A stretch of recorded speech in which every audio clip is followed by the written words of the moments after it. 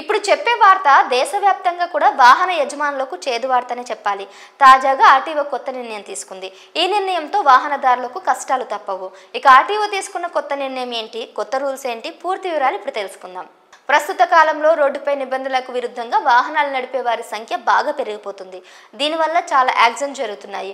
Traffic పోలీసులకు కూడా కష్టాలు తప్పట్లేదు. అధికారులు ఎన్ని జాగ్రత్తలు చెప్పినా కూడా వాహనదారులు చాలా మంది కూడా నిర్లక్ష్యంగా ఉంటున్నారు, బాధ్యత లేకుండా నడుచుకుంటున్నారు. ఇక రవాణా శాఖ దీన్ని గుర్తించి కఠిన రూల్స్ అమలు చేస్తుంది. ఎందుకంటే ట్రాఫిక్ పోలీసులు ఎంత నిఘా ఉంచినా కానీ రూల్స్ కి వ్యతిరేకంగా వాహనాలు నడుపుతున్న వారు ఎక్కువైపోయారు. ఇలాంటివి ఎక్కువ అవుతూ ఉండడంతో ట్రాఫిక్ పోలీసులు స్ట్రిక్ట్ గా చెకింగ్లు నిర్వహిస్తున్నారు. ఇప్పుడు ఆ రూల్ ని ఇంకా కఠినతరం చేశారు.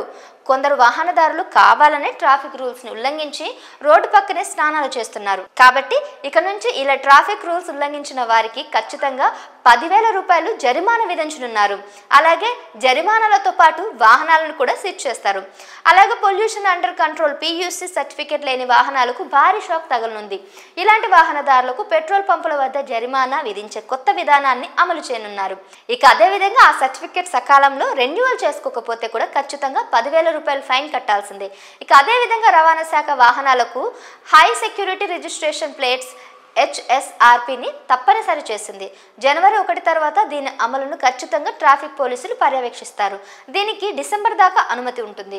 దీన్ని పెట్రోల్ బంకులో కూడా చెక్ చేయడం సాధ్యమవుతుంది. కాబట్టి వాహనదారులు తప్పనిసరిగా ఈ నెంబర్ ప్లేట్ పొందాలని అధికారులు హెచ్చరిస్తున్నారు.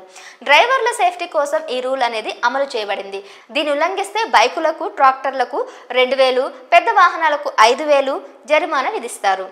ఈ రూల్స్ దేశంలో అన్ని రాష్ట్రాలకు కూడా వర్తిస్తాయి. కాబట్టి ఖచ్చితంగా ఈ రూల్స్ గుర్తుపెట్టుకోండి, జాగ్రత్త పడండి. ఇక ఆర్టీఓ తీసుకున్న ఈ కొత్త రూల్స్ గురించి మీ అభిప్రాయాన్ని కామెంట్ చేయండి.